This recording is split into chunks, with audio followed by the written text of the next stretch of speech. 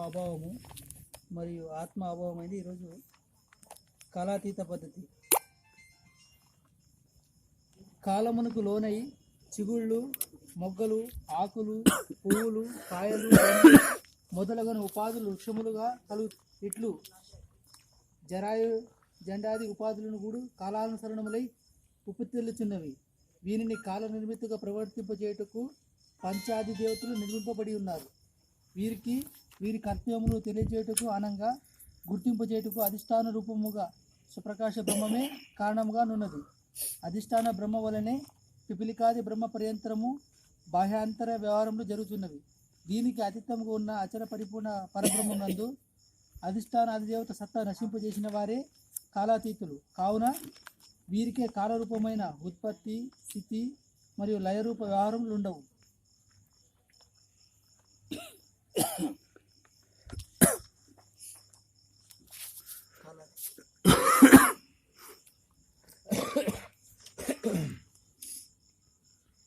కాలాతీత పద్ధతి అంటే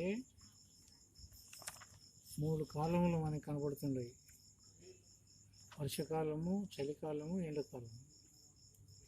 ఈ 3 కాలాలకు అతీతంగా ఉండే పద్ధతి ఎట్లా అంటే, ఈ కాలానికి లోనయ్యే చిగుళ్ళు, మొగ్గలు, ఆకులు, పువ్వులు, కాయలు, పండ్లు మొదలైన ఉపాధులు వృక్షములకును కలుగుతున్నాయి.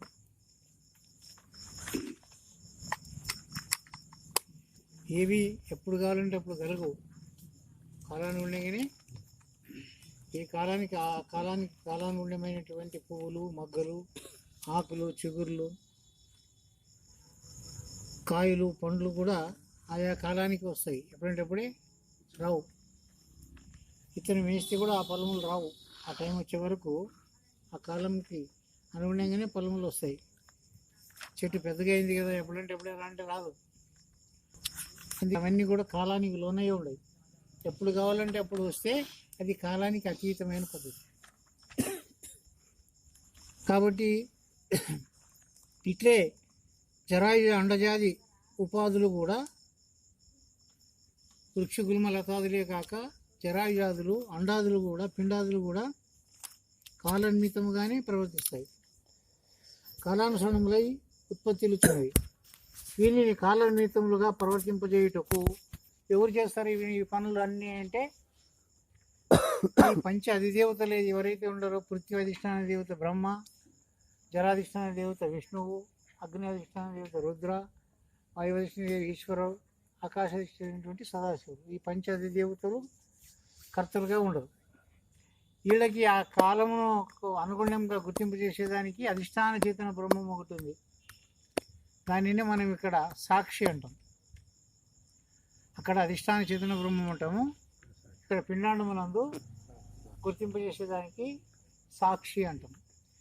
ఎందుకంటే మనకి 25 ఇంద్రియములకు 25 ఇంద్రియాలకు అధిష్టాన దేవతలు ఉండరు. మూల అధిష్టాన దేవతలు పంచబ్రహ్మములు.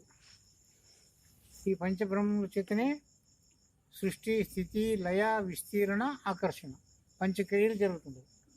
ఇవన్నీ కాలానికి లోనే జరుగుతుంది.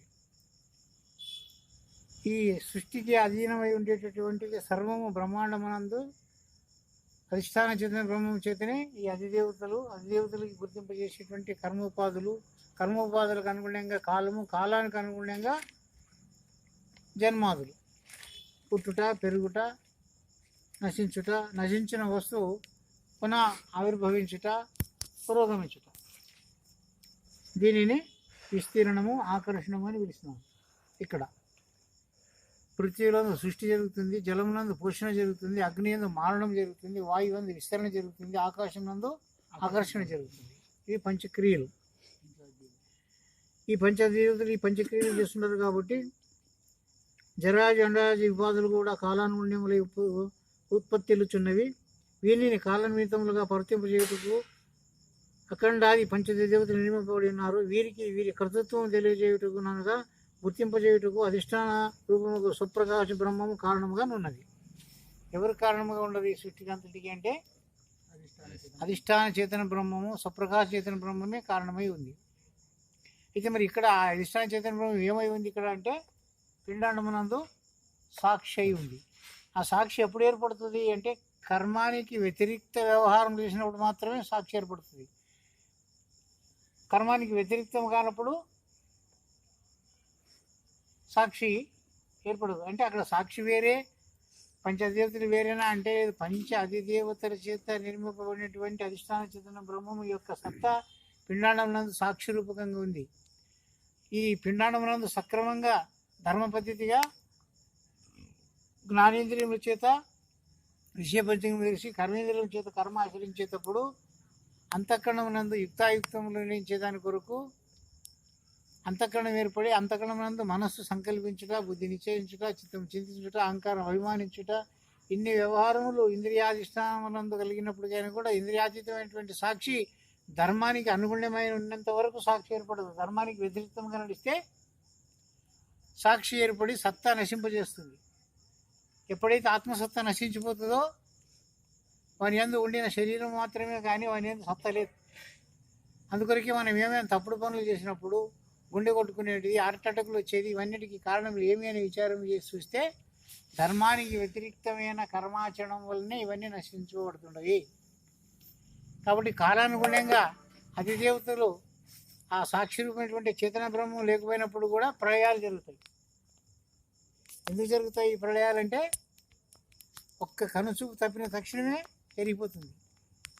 మరి అంతటి కాలానికి అనుగుణంగా జరిగేటటువంటి దాన్ని కూడా నడిపించేటువంటి అధిష్టాన చేతన బ్రహ్మము సాక్షి రూపకంగా ఉండి పిండాండమునందు కూడా నడిపిస్తుంది కదా. ఎట్లా అంటే ఇది అంతఃకరణమునందు ఏ రూపకంగా నిర్ణయించినారో కాలానుగుణంగా ధర్మాలు కూడా మారినాయి. ఒక్కొక్క కాలానికి ఒక్కొక్క ధర్మము, ఒక్కొక్క కులానికి ఒక్కొక్క ధర్మము, మతానికి. అందుకొరకు దీన్ని ఏమన్నారంటే మతముల వారు తమ సమ్మతమైనటువంటి శాస్త్ర మర్యాదములు మితములు ఏర్పరిచి బహుగతులు కలిగించరి, అట్టిగతి నీకేమిటికి అని ప్రశ్న చేస్తారు భాగవతకృష్ణయ్య గారు. ఆ గతి నీకేమిటికి? ఎందుకంటే అవన్నీ వారి వారి నిర్ణయానుసారంగా చేసుకున్నటువంటి కర్మములు ఉన్నాయి. ఒక కుల కర్మము ఒక కుల కర్మముకి వ్యతిరేక్తంగా ఉన్నాయి, ఒక ధర్మానికి ఒక ధర్మం వ్యతిరేక్తంగా ఉన్నాయి, ఒక మతానికి ఒక మతం వ్యతిరేక్తంగా ఉన్నాయి. ఎవరి మతములు వారే, ఎవరి ధర్మములు వారే, ఎవరి కులములు వారే. కానీ అన్ని మతాలకు అతీతమైనటువంటిది ఆత్మసాక్షి. దానికి ఏ మతం లేవు, అది సర్వసమ్మతం. అటువంటి సర్వసమ్మతమైనటువంటిదే పరిపూర్ణ బోధ. సర్వసమ్మతం అంటే ఏమి అని విచారం చేసి చూస్తే సమ్మతానికి అసమ్మతానికి కొన్ని వ్యత్యాసాలు ఉన్నాయి. దీనిని సత్యార్థ ప్రకాశలో అది మీరు చదివితే చాలా ఆశ్చర్యంగా కనపడుతుంది. సత్యం అంటే ఇంత ఇది ఉందా, ఇది ఏం సత్యమో అనేటువంటి మాట ప్రపంచానికి విరుద్ధంగా కనపడుతుంది. ఆర్య సమాజంలో ఉన్నప్పుడు సంసారికులు జరిగేటటువంటి దాని కొరకు విధురుడు అని ఒక పేరు పెట్టినారు. భర్త లేనప్పుడు భార్య విధుని చేత సంతానోత్పత్తి కలగవచ్చు అనేటటువంటిది. అది అందరి సమక్షంలో యుక్త పురుషుడు, అయుక్త పురుషుడు, విధురుడు అనేటువంటి వేద ధర్మాలను బట్టి నిర్ణయించినారు. వ్యవహారంలో ఎక్కడో భర్త పోతే లేక భర్తకి ఒక శక్తిహీనమైనప్పుడు, రోగములు ఉత్పన్నమైనప్పుడు నియుక్త పురుషునితో నా సంతానం కనవచ్చు అనేటువంటి భర్త లేనటువంటి జనమండలు కూడా నియుక్తం చేసుకుని సంతానం కనవచ్చు, దాంట్లో తప్పు లేదు అని చెప్పి రాసినారు. మరి ప్రపంచంగా అది వ్యభిచారం కనపడుతుంది కదా అని చెప్పి కొందరు ప్రశ్న చేసినారు. వ్యభిచారం అంటే నీవు ఆరూపకంగా ఇప్పుడు పెళ్లి కూడా వ్యభిచారం అనిపిస్తుంది. ఎందుకంటే 10 మంది కూర్చొని మీరు నిర్ణయించి ఆ పిల్లని వానికి కట్టినప్పుడు మీకు పాపం అనిపించదు కదా. అదే రూపకంగా నియుక్తం అనేటువంటి పద్ధతితో చేసుకున్నట్లయితే కూడా పాపం కాదు అని చెప్పి నిర్ణయించినారు. నియుక్తి అంటే అర్థమవుతుందా లేదా? 5 మంది పంచులు కూర్చొని కేసి పెళ్ళిని నియమం చేసి ఈ భార్యాభర్తలు అని చెప్పి అక్షంతలు వేసి వాళ్ళని ఆశీర్వదిస్తారు. మరి నియుక్త పురుషుడు అంటే ఏమి ఏంటంటే ఆయన దొంగతనంలో వ్యభిచారం ఈ యుక్తం చేయకపోతే దొంగతనం వ్యవహారం చేస్తుంది, కర్మానుగుణమైన కాలానికి లోన్ అవుతుంది, అది వ్యభిచారం అనిపిస్తుంది. కానీ ఇది బలహీనమైనప్పుడు, సంతానం కలగనటువంటి పరిస్థితి ఏర్పడినప్పుడు 10 మంది పెద్దలు కలిసి పురుషులు ఉండగానే యుక్త పురుషుడిని ఏర్కోవచ్చు అని చెప్పి పురుషుడే ఆజ్ఞ ఇవ్వాలని ఉంది. మరి భర్త కూడా భార్య అనానుకూలమైనప్పుడు, రోగిష్టి అయినప్పుడు, సంతానం కనలేనటువంటి పరిస్థితులు ఉండినప్పుడు భర్తకి కూడా భార్య ఆజ్ఞ ఇవ్వాలనేటువంటిది నిర్ణయాలు ఉన్నాయి. ఇవన్నీ ధర్మ పద్ధతులు అని సత్యము, అర్థము, ప్రకాశం అని 3 విధములు చేసి దానికి సత్యార్థ ప్రకాశం అని పేరు పెట్టినాడు ఆర్యస్వామిలో. దాంట్లో ఎంతో కొట్లాట్లు కూడా జరిగాయి. ఆయన కూడా మరి దయానంద సరస్వతి ఎందుకు చేసినాడు అంటే అది చాలా గంభీరంగా చెప్పినాడు. ఒకవేళ మీరు ఇట్లా చేయిస్తే అందరి సమక్షంలో జరుగుతుంది కాబట్టి ఇది విచారం అనిపించదు, ఇది సత్యము. మీరు ఒకవేళ ఇది కాదని ఇచ్చినట్లయితే ఏమవుతుందంటే మీ కుల మర్యాదలను చెడిపేస్తుంది, అనైతికానికి దారి తీస్తుంది. ఇవన్నీ యుక్త పురుషుల చేత జరిగినటువంటిది. ద్రౌపది వాడు ఎన్నో ఉపమానాలు ఇచ్చినాడు. రాముడు కూడా పుత్రకామేశ యజ్ఞం చేసినటువంటిదిగా అని కూడా చెప్పినారు. దాంట్లో దశరథుని పుత్రములు కలగలేదు అన్నారు. మనం ఏమి అంటే దానికి యజ్ఞం అన్నారు. దాన్ని పుత్ర కామ ఇష్టమైన యజ్ఞం అని, కామ ఇష్ట యజ్ఞం. ఆ కామాన్ని సంతృప్తి పరిచేందుకు కూడా ఇష్టంతోన, భర్త ఇష్టంతోన చెప్పినటువంటి దానికి యజ్ఞం అని పేరు పెట్టినారు. అది గోప్యంగా ఉంచినారు. ధర్మార్థ కామ మోక్షములు చెందేదాని కొరకు నిర్ణయించినారు.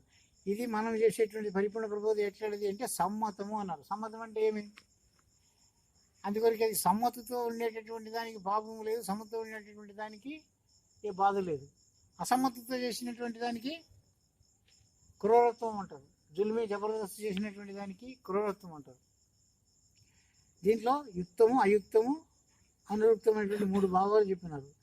ఇవి కాలానికి లోనయ్యే జరుగుతున్నాయి. అప్పుడు బాధ లేదు, భయం లేదు. ఈ యుక్తంతోనూ అందరూ సమక్షంలో ఇప్పుడు ఒక భర్త లేడు, ఇప్పుడు భర్త లేకపోతే ఒక పురుషుడు కావాలా, దానికి యుక్త పురుషుని చేసి 10 మందితోన ఆ పురుషులకి కలిగిన సంతానం ఎవరికి అంటే మొదలు భర్తకే అన్నారు. దాన్ని కూడా 1 సంతానం అయ్యే వరకు, 2 సంతానం అయ్యే వరకు, 3 సంతానం ఇట్లా దానికి ఒక కర్మంలో ఉండేవాడు. అంతకంటే అధికంగా కూడినట్లయితే కూడా అది పాపం వస్తుంది అని చెప్పి కేవలం సంతానం కొరకు మాత్రమే నియుక్తం చేయడం వలన పాపం లేదు. కేవలం కామాని కొరకు వ్యవహరించినటువంటి దానికి అనేక పాపములు ఏర్పడుతుంది అని చెప్పి నిర్ణయించినారు. ఇవన్నీ కూడా ఈ కాలానికి లోనే జరుగుతుంటాయి, కాలాతీత పద్ధతులు కావు. ఇట్లే జరాయి అండాయాది ఉపాధులు కూడా కాలానుగుణములై ఉత్పత్తి తెలుచున్నవి. వీరిని కాలనిమితంగా ప్రవర్తింపజేయుటకు పంచాయతీ దేవతలు నిర్మింపబడి ఉన్నారు. వీరికి వీరి కర్తృత్వం తెలియజేయుటకు అనుగుణంగా గుర్తింపజేయుటకై అధిష్టాన రూపము స్వయం ప్రకాశ బ్రహ్మం కారణంగా ఉన్నది. అధిష్టాన బ్రహ్మము వల్లనే పిపిలికాది బ్రహ్మ పర్యంతరము బాహ్యాంతర వ్యవహారము జరుగుతున్నాయి. ఎవరి వల్ల జరుగుతున్నాయి ఇవన్నీ అంటే అధిష్టాన చేతన బ్రహ్మం వల్లనే జరుగుతుంటాయి. ఏ ఇంద్రియముల చేత జరగడం లేదు. ప్రతి ఇంద్రియములకు సత్తా ఉంటే వ్యవహారం జరుగుతుంది, కానీ సత్తా లేకపోతే నీకు ఎంత ఇష్టం ఉండినప్పటికైనా నీ ఇంద్రియములకు వ్యవహారం చేయకపోతే ఏం చేస్తావు నువ్వు? ఎంత పురుషుడు అయితే కూడా ఉపయోగిస్తే ఇంద్రియమే నీకు చలనం లేకపోతే ఏం చేస్తావు నువ్వు? మరి దానికి అధిష్టాన దేవత సత్తా ఉంటే మాత్రమే వ్యవహారం జరుగుతుంది. కాబట్టి ఆ వ్యవహారము సత్తా ఇచ్చేటువంటి అధిష్టాన దేవతలు ధర్మానికి ఇస్తారు, కర్మానికి ఇస్తారు. అందుకే వాళ్ళు సత్తా మాత్రం అన్నారు వాళ్ళు. ఇప్పుడు వర్షం వస్తుంది, కాలానుగుణంగా వర్షము వచ్చేది, దానివల్ల నష్టము జరుగుతుంది, లాభము జరుగుతుంది. ఎండ వల్ల నష్టం జరుగుతుంది, లాభము జరుగుతుంది. చలి వల్ల నష్టం జరుగుతుంది, లాభం. అయితే ఇది లాభము జరుగుతుందని వాటికి తెలియవు, నష్టం జరుగుతుంది అనేటువంటి విషయము వాటికి తెలియవు. కర్తృత్వం వాళ్ళకి తెలియజేయడం మాత్రమే దాని ధర్మము, తెలుసుకునేటటువంటి దీని కర్మం అన్నారు. ప్రత్యేగాత్మిక పద్ధతి ఎందు పరమాత్మ పద్ధతి ధర్మం తెలియజేయటం అన్నారు. తెలియజేయడం అంటే నీ ఆత్మసాక్షి తెలియజేస్తుంది కదా. తప్పు నేను అనిపిస్తే మానుకో. మరి ఒప్పు అనేటువంటి పద్ధతిగా అందరికీ ఒప్పి ఉండాలి. అది సర్వసమ్మతం అనేటువంటి పద్ధతిగా ఉంటే దాన్ని ధర్మం అంటారు. కానీ నీ ఒక్కదానికి సంబంధించినటువంటి ధర్మం కాదు. కొన్ని మతాలలో అనేకమైనటువంటి వ్యవహారం సంసారంలో కూడా జరుగుతున్నాయి. అవి వెనకటి వాళ్ళ యొక్క ఉపమానాలు చెప్పుకుంటారు. కొన్ని మతాల్లో భర్త చచ్చిపోతే తల్లిదండ్రింటికి పంపించేదే లేదు. మరి అక్కడ ఆయనకి కామోత్పత్తి ఎట్లుందంటే మరుదులు బావగారు వాళ్ళు సంతృప్తి పరచాలనేటువంటిది వాళ్ళ ధర్మంలో ఉండేది. ఆ రూపంగా జరుగుతుండే కూడా ఇప్పుడు కూడా జరుగుతుంది. ఈ ధర్మమేనా అని అడిగితే అవి వాళ్ళు నిర్ణయించుకున్నటువంటి ధర్మాలు, అవి ఆత్మధర్మములు కావు. అందుకొరికే మతముల వారు తమ సమ్మతం వాళ్ళ సమ్మతంతో చేసుకునేటువంటివి కొన్ని ధర్మాలు ఉన్నాయి, కొన్ని మతాలు ఉన్నాయి, కొన్ని ఇష్టాలు ఉన్నాయి. ఒకరికి సరిపోవడం లేదు. మరి అందరికి సరిపోయేది ఏది అంటే ఆత్మసాక్షి. కాబట్టి అది అధిష్టాన చేతన బ్రహ్మం. దానివల్లనే సృష్టి స్థితి లయ విషయాలు జరుగుతున్నాయి. అధిష్టాన బ్రహ్మం వల్లనే పిపిలికాది బ్రహ్మ పర్యంతరం బాహ్యాంతర వ్యవహారం జరుగుతున్నాయి. దీనికి అతీతముగానున్న అచల పరిపూర్ణము. ఆ అధిష్టాన చేతనముకు కూడా అతీతంగా ఉండేటటువంటిది అచల పరిపూర్ణ బ్రహ్మము అన్నారు.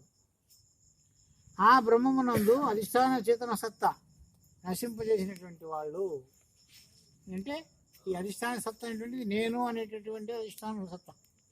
మరి ఈ ఆ సత్తా పాపపుణ్యము లేనటువంటిది, నేను నీవు అనేటువంటిది, సర్వకాల సర్వావసరం ఏకరూపు ఉండేటటువంటిది, నీ పుట్టక మునుపు ఉండింది, నీ పుట్టినాక ఉండేది, నీ సచ్చినాక ఉండేది పరిపూర్ణ బ్రహ్మము అన్నది. దానికి పుట్టుక లేదు, సావు లేదు. అది నీవు కాదు, నేను కాదు, అది అధీనమై ఉంది, అధిష్టానమై ఉంది అన్నారు. దాని అచల పరిపూర్ణ పరబ్రహ్మము అధిష్టానం చేత సత్త నశింపజేసిన వారు ఎవరు? ఈ యొక్క నేను అనేటువంటి స్థితిని పోగొట్టుకునేటువంటి వారు ఎవరైతే కర్తృత్వరైతే కర్మాచరణము గురువాక్య పద్ధతికి ఆచరించినటువంటి వారు కాలాతీత పద్ధతి. వాళ్ళకి కర్తృత్వరైతే కర్మాచరణమే ఇతరం పుచ్చుపట్టుతుంది, లేక నాశనం అయిపోతుంది, జన్మముకు రాకుండా అవుతుంది. వాళ్ళు మాత్రమే ఈ కాలమునకు అతీతంగా ఉండేటటువంటి వాళ్ళు. వాళ్ళకి లేదు కాలం. అదే ధర్మం కాలం లేదప్ప అంటుంటారు మాటలు మొదలు. ధర్మంకి ఎట్లుంటుంది కాలం? కాలం అంటే ఎవరు? కాలం అంటే యముడు, కాలం అంటే ఆకాశము, కాలం అంటే సూర్యుడు, కాలం అంటే మార్పు. ఎవరికి ఉంటుంది? ధర్మానికి ఉంటుంది మార్పు ఉండదు. కాబట్టి ధర్మానికి కాలం లేదు, కర్మానికే కాలం. మనం ఏమనుకుంటున్నాం? ధర్మం కాలం లేదప్ప అంటున్నాం. ధర్మం కాలం లేదంటే అర్థం ఏమి? కాలం అంటే దానికి సావు లేదని అర్థం. మీరేం తెలుసుకున్నారు? ధర్మంకి కాలం లేదు అంటే వాళ్ళు నడిచినట్లు వాళ్ళకి దుఃఖమే ఉంది, వాళ్ళకి సుఖం లేదు అనే దాని కొరకు మీరు కాలం లేదని అనుకుంటున్నారు. ధర్మానికి కాలం లేదంటే మరణం లేదు, ధర్మానికి కాలం లేదంటే వాళ్ళు ఈ కాలానికి లోను గారు, వాళ్ళకి జన్మ మరణములు లేవు. అటువంటి స్థితి ఎవరికి కలుగుతుంది అంటే అధిష్టాన చేతన సత్తా నశింపజేసిన వారికి మాత్రం కాలాతీతులని. వీరికి కాలరూపమైన ఉత్పత్తి, స్థితి, లయ, రూప వ్యవహారములు ఉండవు. వీరికి అధిష్టాన చేత సత్తా నశింపజేసినటువంటి వారికి ఏముండవు? ఉత్పత్తి లేదు, స్థితి లేదు, లయము లేదు, ఈ రూప వ్యవహారములు కూడా లేవు.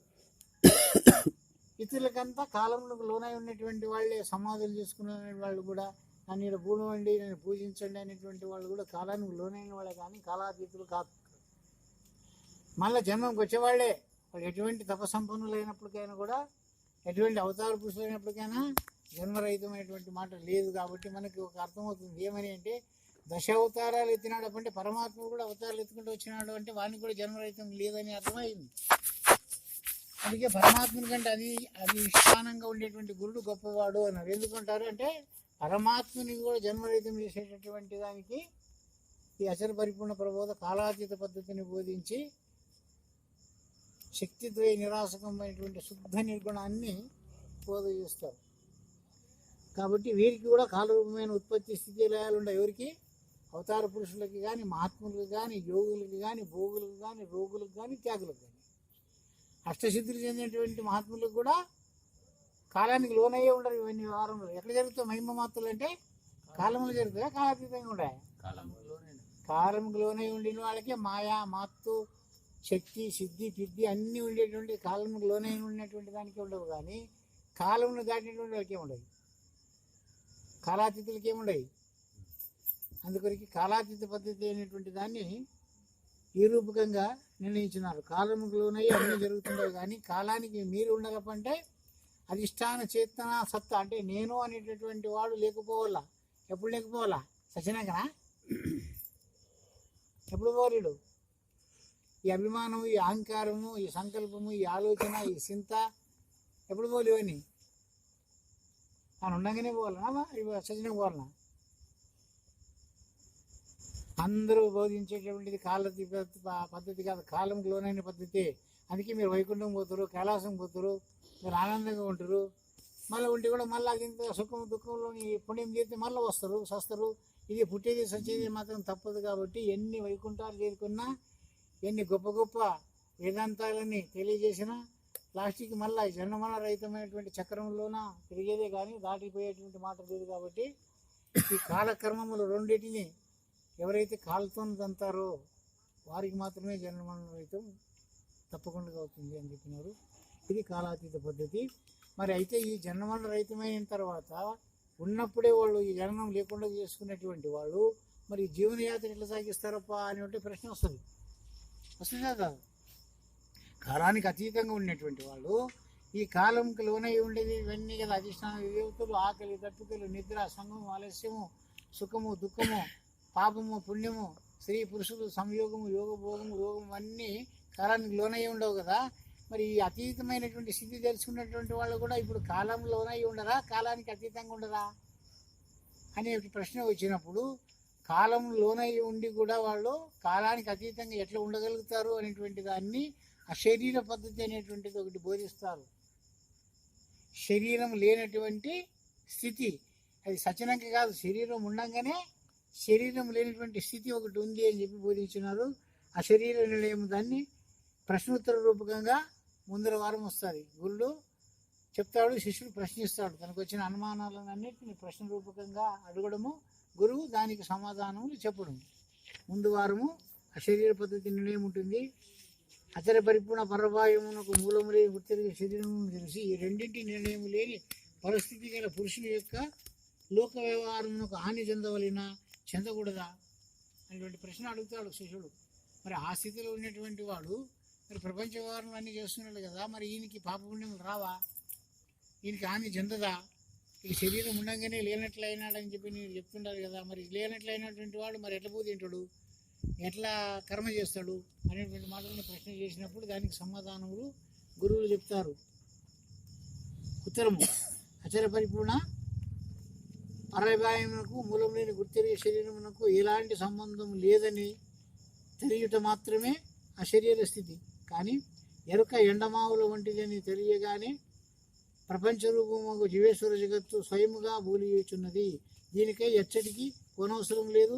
తానే కొండ గుహల యందు ప్రవేశించి ఉండి దేని ఎందున లయముగా అవసరం లేదు అనేటువంటి మాట ముందర వారం వస్తుంది.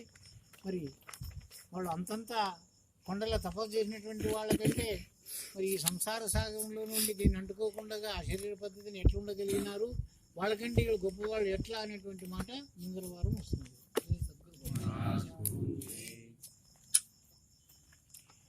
అది మన అనుభవంకి వస్తేనే ఒప్పుకుంటాం, కానీ అనుభవం రాకుండా ఒప్పుకుంటామా? ఈ ప్రపంచంలో ఇన్ని వ్యవహారములు చేసి ఇన్నింటిని అంటాడు అనేటువంటి విషయం మనం ఒక కృష్ణుని చూసి మనం అర్థం చేసుకుంటున్నాం, తెలుస్తుంది కదా. కృష్ణుడిని ఏమనాలా, లంగనల్నా, దొంగనల్నా, వ్యభిచారనల్నా, దేవుడు అన్న ఏమనాలా? ఈ ప్రపంచంలో పుట్టినాడా పుట్టలేదా? ప్రపంచంలో పుట్టినాడా పుట్టలేదా? కృష్ణుడు పుట్టినాడే కదా. ఇవన్నీ వ్యవహారం చేసినాడా లేదా? మరి చేసి కూడా తనని దేవుడు అని ప్రపంచం అంతా ఎట్లా ఒప్పుకుంటుంది? పొద్దు ఒక్క తప్పు చేస్తేనే లంగ అంటారు, దొంగ అంటారు. మరి వీళ్ళెట్లా చేయగలిగా, వీళ్ళెట్లా ఉండగలిగా, వీళ్ళెట్లా ప్రపంచాన్ని ఒప్పించగలిగా? అందుకే కృష్ణ లీల మాయందుండిన శ్రీరాముడు ఎన్ని కష్టాలు అనుభవించినాడో, లీలను కలిసి తెలిసినటువంటి శ్రీకృష్ణుడు ఎన్ని ఆనందములను పొంది ప్రపంచంలో వానికున్నన్ని కష్టాలు, వానికున్నన్ని దుఃఖాలు ఎవరికి లేవు అంటాడు. ప్రపంచంలో కృష్ణునికి వచ్చినన్ని దుఃఖాలు, కృష్ణునికి వచ్చినన్ని కష్టాలు ప్రపంచంలో ఎవరికి రాలేదు. ఏ సాధుకు రాలేదు, సన్నాసికి రాలేదు, ఏ రాజుకు రాలేదు. హరిశ్చంద్రునికి వచ్చిన వానికంటే అధికమైన కష్టాలు వచ్చినావు కృష్ణునికి. పుట్టినప్పటి నుండి గండారేవానికి జైలు ఖానంలో పుట్టినప్పటి నుండి కూడా మామ సంపనీకి తయారు, వాడి ఆడు నుండి బునుగునికి తయారు. వాని కొరకు ఎన్నో పిల్లల్ని చంపిరి, వాని కొరకు ఎంతమంది నాశనం అయిపోయిరి. లాస్ట్ మళ్ళా బాల్యం ఉండినప్పుడు ఉంటే విషము ఇయ్యాలని కూడా పంపిస్తే కూడా ఆ విషమును కూడా తాగి జీర్ణింపజేసుకొని దాన్నే చంపేసినటువంటి వాడు కృష్ణుడు. శాపము ఉంది అని చెప్పి ఎక్కడంటే పోతాడు, రోడ్లు కట్టేస్తే వాడు చేసే ప్రతి పని లీలనే. గోపికా శ్రీలోలుడు అయినప్పుడు కూడా అదొక లీలనే. 8 మంది భార్యలతో వ్యవహరించినప్పుడు కూడా ఒక లీలనే. ఎప్పుడైనా వాడు ఏడిసినట్లు ఉన్న చరిత్రలో చూసినారా, చదివినారు మీరు? కృష్ణుడు ఎప్పుడైనా దుఃఖపడినట్లా?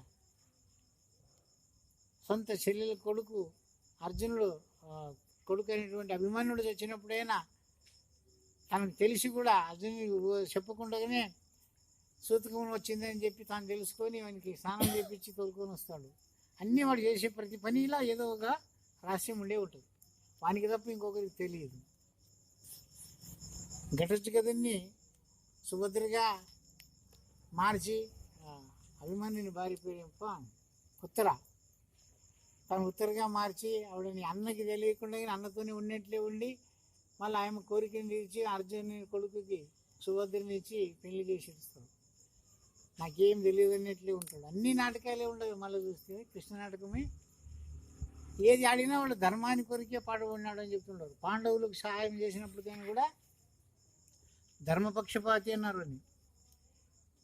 ఎక్కడ కర్మం ఉంటుందో దుష్ట శిక్షణ, శిష్ట రక్షణ. ఇప్పుడు చేసే ప్రతి పనిలో ఏదో ఒక రహస్యం ఉంటుంది, ఏదో ఒక మహత్వం ఉంటుంది. అట్లనే గురు శిష్యుల న్యాయములు కూడా పరమానంద శిష్యులు అనేటువంటి సినిమా మీరు చూసింటారు. వాళ్ళు సప్త ఋషులు.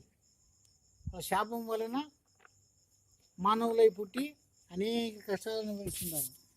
దాని శాపం విముక్తి కొరకై పరమానంద శిష్యులు అవుతారు. శతమూర్ఖులు. ప్రతి ఒక్కటి విరుద్ధమే. వాళ్ళు చేసే పనులల్లో విరుద్ధమే. అయితే వాళ్ళు ఎన్ని వృద్ధులు చేస్తారో అంత మంచిదే జరుగుతుంది.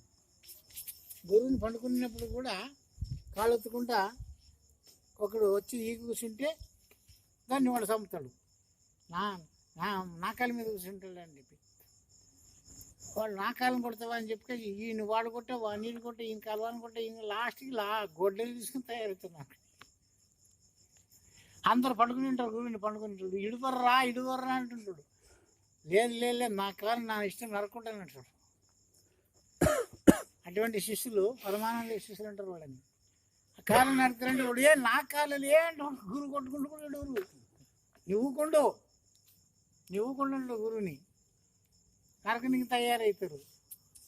అందరూ పట్టుకుని ఉంటారు. ఇక్కడ ఇద్దరు మూర్ఖులు, ఇద్దరు నా నరకనికి కట్టె ఒకడు, ఇక్కడ చేతులు ఇద్దరు పట్టేది, కాళ్ళు ఇద్దరు పట్టేది. 7 మంది పరమానంద శిష్యులు. ఒకడేమో గొడ్డలి కట్టెలు తెచ్చిస్తుంది. వీళ్ళిద్దరు పట్టుకుని నరకనికి ఒకడు, కొట్టనికి ఒకడు. పెళ్ళా మురికి వచ్చి కాసి గుంజుకొని పారేస్తుంది. పారేస్తే అప్పుడు ఏమవుతుంది అది అంటే అంతవరకు ఆ పరుపు కింద పాము వండుకొని ఉంటుంది. అది వీళ్ళ శబ్దంకి వీళ్ళ వదలడంకి అట్లే బయటికి రానట్లు అట్లే ఉంటుంది. దాన్ని చంపనీకినే వాళ్ళంత ప్రయత్నం చేస్తుంటారు. అది ఎవరికీ తెలియదు. ఇదే రహస్యం ఉంటుంది. ఎప్పుడు వాడు వచ్చి పెళ్ళాం దాంట్లో పరమానంద గురు పెళ్ళం వచ్చి వాళ్ళందరూ తిట్టి ఇది చేసి ఇస్తేకల్లా లేదు మనం చంపేదే ఖాయం, కొట్టేదే ఖాయం అంటారు. మీకు కూడిపెట్టి దండగా ఇటువంటి మూర్ఖుల్ని శిష్యులు చేసుకుంటే భర్తని తిట్టి అతన్ని లేపి అక్కడ పక్కకు పోతే పాము బయటకు వస్తుంది. అప్పుడు చంపుతారు. ఇల్లు సున్నమయ్యారంటే వచ్చిన మంది మొక్కలు కలిసి సున్నం చేస్తారు. అందరు తెల్లగా ఉండాలి. ఇల్లు వాకిలి పెరుగుతారు. దాంట్లో ఎప్పుడో పోసినటువంటి ధనవంతుడు బయటకు వస్తుంది. అతను అప్పటికి నీకు పోయింటాడు. అప్పు పుట్టేయలేదు అది. ఇటువంటివన్నీ మహిమలో మొత్తం జీవితం మొత్తమే. స్నానం చేయడానికి పెళ్ళాము ఊరికి పోయేటప్పుడు పంజి ఆరేయరంటే ఆరేస్తారు. ఆరేసినప్పుడు అది స్నానం చేసి హరిహరి అంటే దాన్ని సర అంత పంజి అంతా క్లీన్ చేసాడు. ఏం నేను హరి అంజల్లా అర్ధపుట్టి అర్ధపుట్టి అంటే బండ్లు పోయేటప్పుడు నోడికి ఎంత బాగుంటాడు చెప్తే ఊకు చూసుకుంటూ వస్తారు. తడవ పడిపోతుంది, ఏమేమో పడిపోతాయి, ఊకు చూసుకుంటూ వస్తుంది. ఇంకొకటి చెప్తాడు నోరు మీ చూసుకుంటూ రమ్మన్నాడు గురువు అనిపిస్తున్నాడు. పోయినాక ఏమైనా పడేనేమంటే అన్ని పడిపోయి చూస్తున్నామంటాడు. ఎట్లా ఉండ కొడుకులు పడినవి బండ్లు వేయాలంటే అప్పుడు పెండ అయితే పెండ ఏమంటే నీవు చెప్తుంది అది పడిందాలో ఏమంటే వేసినావు. మొత్తం అన్ని వృద్ధమే. అయినా అంత చేసినప్పటికైనా కూడా అది లాభమేమీ ఉండదు గురువుకి. అందుకే దానికి పరమానంద శిష్యులని ఆడి వచ్చి వాళ్ళు మోక్షం చెందుతారంట. గురువుకి కూడా మోక్షం కలిగిస్తారు శిష్యులు. అందుకొరకే గురువు కీర్తిని దేవాలన్నా అపకీర్తిని దేవాలన్నా శిష్యులు అనేటువంటి మాట ప్రతి దాంట్లో సిద్ధాంతమే. కానీ ఒక కాలాతీత పద్ధతిలో మాత్రం గురువు లేడు, శిష్యుడు లేడు. పరిపూర్ణ ప్రబోధయందు తన స్వరూపమును తెలిసేంత వరకు తెలియజేసేంత వరకే గురువు పని, శిష్యుని పని. ఇంకా ఆ తర్వాత ఉండేది ఏమంటే ఇంకా స్వయం తన పని. తనను తాను ఉద్ధరించుకుని తాను నాశనమన్న చేసుకునేటువంటి పద్ధతి పరిపూర్ణ ప్రబోధయందు వాళ్ళ మీద విశ్లేషణ.